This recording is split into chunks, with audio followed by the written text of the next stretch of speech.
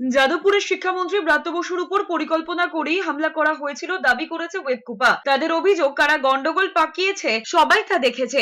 কারা শিক্ষামন্ত্রীর গাড়িতে হামলা করেছে, মহিলা অধ্যাপক সহ বাকিদের গায়ে হাত দিয়েছে। অভিযোগ, নিজেদের পতাকা ব্যানার নিজেরাই ছিঁড়েছেন বিক্ষোভকারী ছাত্ররা।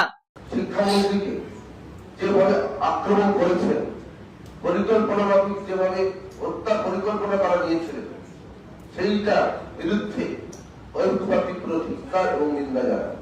যাদবপুর বিশ্ববিদ্যালয়কে রাজনৈতিক বিশৃঙ্খলা থেকে মুক্ত করতে যাদবপুরে বিজেপি যুব মোর্চার ধিক্কার মিছিল হয়েছে। মিছিলে পা মেলান বিজেপির যুব মোর্চার নেতৃত্ব থেকে কর্মী সমর্থকেরা। রাস্তায় বসে পড়ে বিক্ষোভ দেখাতে থাকেন বিজেপির যুব মোর্চার নেতারা। শিক্ষা নিয়োগ দুর্নীতিতে যখন জনৈক অভিষেক বন্দ্যোপাধ্যায়ের নাম উঠে আসলো, তখনই কিন্তু সাধারণ মানুষের নজর ঘোরাতে এই বাম অতিবামদেরকে ডিপ্লয় করে এবং ব্রাত্য বসু, যার তার বর্তমান শিক্ষামন্ত্রী, তার গাড়ির তলায় একজন অতিবাম ছাত্রকে ঢুকিয়ে দিয়ে একটা চূড়ান্ত অমানবিক পরিস্থিতি তৈরি করে দিয়ে মমতা বন্দ্যোপাধ্যায় সাধারণ মানুষের নজর, সাধারণ মানুষের যে সমালোচনার ঝড় তৃণমূলের দিকে ধেয়ে আসছিল, সেটাকে অন্যদিকে ঘুরিয়ে একটা ডাইভার্সনারি ট্যাকটিক্স